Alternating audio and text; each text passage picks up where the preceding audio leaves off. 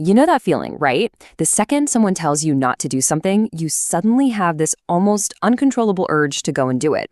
Well, that's not just you being a rebel. It's actually a super powerful psychological principle. And today, we're going to break down 5 tactics that tap into that instinct, turning it into your greatest asset in pretty much any conversation. I mean, think about it. We've all been there. You get this internal pushback the moment someone tries to make a choice for you. And it turns out that isn't just you being stubborn. Nope, it's a really deep-seated psychological reaction to what feels like a threat to our freedom, our autonomy. And there's a name for it. Reactance. You can think of it like your brain's own little alarm system, going off to protect your freedom of choice. This one concept, it is the secret sauce behind every single tactic we are about to dive into. So instead of trying to fight this instinct in people, we're going to learn how to work with it. Okay, so our first tactic is what I call the pushback principle. And this is all about cleverly sidestepping that reactance alarm I just mentioned. This is not about tricking someone, it's about making the other person feel like they are completely in the driver's seat, even when you're the one holding the map. Just look at the difference here. On the left, you've got a direct command. You should do this. That's going to get resistance almost every time. But on the right, that's a subtle challenge. By saying you're not sure they'd be up for it, you're tapping right into their desire to prove you wrong. All of a sudden, trying that new place becomes their idea, not your command. And this quote just nails it, doesn't it? When you empower someone, when you make them feel like they made a smart, independent call, their defenses just melt away, and they become way more open to whatever you were suggesting in the first place. All right, so if the first tactic was about giving choice, this next one, well, it's about restricting it. Let's talk about the forbidden fruit effect. We are literally hardwired to want what we can't have. It's the whole reason why limited time offers and exclusive access work so well. They create this feeling of scarcity that makes something almost impossible to resist. Check out the total flip in the dynamic here.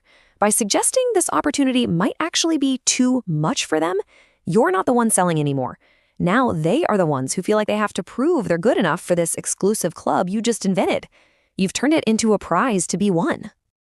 So the process is pretty simple, right? Figure out what you want them to do. Frame it like it's a real challenge, and then just step back and let their ego do the heavy lifting. Their own desire to prove themselves worthy will often lead them exactly where you hoped they'd go, and they'll think it was their idea the whole time. Yeah, the big takeaway here is that scarcity is a massive psychological trigger. The minute something feels restricted, our brain instinctively flags it as more valuable, which makes us want it that much more. It's like an automatic reshuffling of our priorities. Okay, tactic number 3. This one's for anybody out there who is just tired of giving amazing advice that nobody ever takes. The secret is to offer reluctant advice. You make them ask you for it. And trust me, this little shift in how you frame it makes all the difference. See what's happening?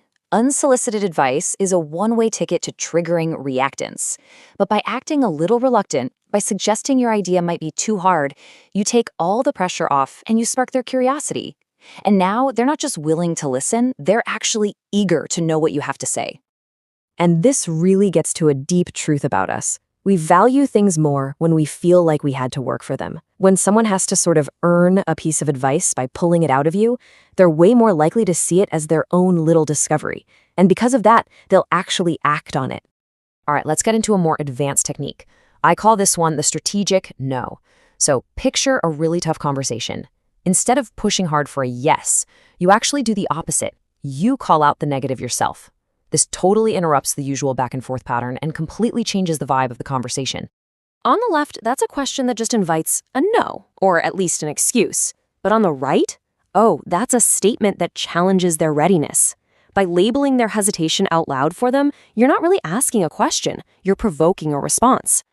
Because let's be honest, nobody likes to be told what they're thinking, especially if it's something negative. Our gut reaction is to correct them. No, that's not it at all. And in doing that, they stop defending their hesitation, and they start arguing for their own readiness. You've just completely flipped the script. And for our final tactic, the option C trap.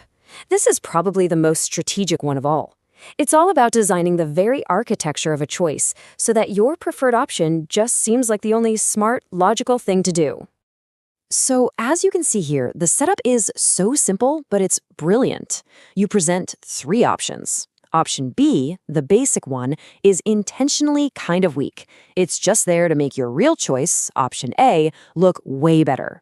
Then you have option C, the elite package, which is presented as the absolute best, but it's usually way too expensive or just out of reach. And this perfectly positions option A as the smart, safe, and most practical choice of the bunch. The real magic of this tactic is how subtle it is. You're never telling them what to do. You're just building the decision-making maze in such a way that their own brain naturally gravitates toward that balanced middle ground you've so perfectly created for them. You know, when you boil it all down, all 5 of these tactics really share one core idea. Stop pushing and start guiding.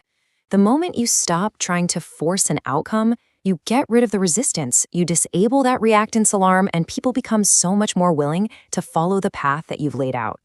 Now we have to talk about ethics for a second, because this is so important.